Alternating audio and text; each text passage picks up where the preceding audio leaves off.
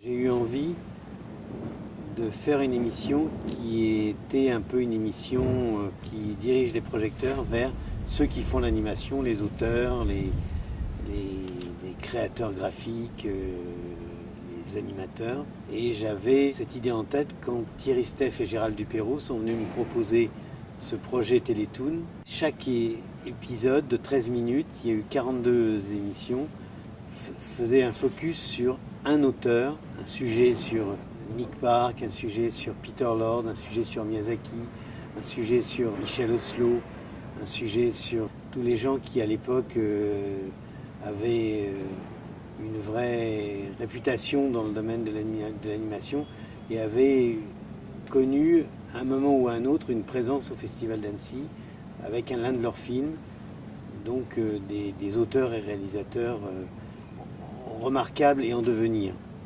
Et donc on a fait cette émission de 42 x 13 qui m'a donné l'occasion de rencontrer des auteurs que j'admirais et avec lesquels j'avais envie de travailler, dont Michel Oslo, qui avait fait une série de courts-métrages qui s'appelait Cinécie en silhouette et qui était un peu en panne de financement de ces projets. Donc là, nous est venue l'idée à l'un et à l'autre de collaborer ensemble et de collaborer ensemble sur un programme qui s'appelait Les Contes de la Nuit, où l'idée c'était de faire un spécial qu'on a vendu à Canal+ et à Channel 4 en Angleterre, qui était un spécial dédié à un public enfant, mais composé de 3 contes en silhouette, dont la Princesse des Joyaux, qui reprenait le principe de Cinécie qu'il avait fait précédemment. Ça permettait de financer ce travail de Michel Oslo par des budgets issus de la télévision. En discutant à bâton rompu est venue l'idée de lui demander mais est-ce que tu n'aurais pas dans tes cartons un projet de long métrage d'animation, parce que finalement le long métrage d'animation aujourd'hui, dans les débuts des années 90, c'était Disney, il n'y avait personne d'autre. Pourquoi est-ce qu'on ne pourrait pas faire des films dédiés à la jeunesse, aux enfants, en salle, financés comme du cinéma, et qui ferait l'alternative à Disney. Et là, il est revenu quelques temps après avec le projet de Kirikou, qui immédiatement m'a paru être un truc absolument formidable, parce que d'abord, graphiquement, c'était superbissime. Il y avait déjà le personnage de Kirikou, de Karaba la sorcière, tous les personnages étaient dessinés, étaient magnifiquement présentés sous forme de dossier.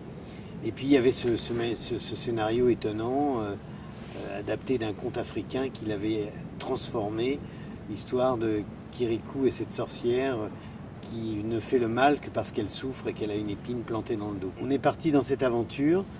On a réussi à convaincre assez vite des partenaires comme Canal+, le Centre national du cinéma de nous accompagner.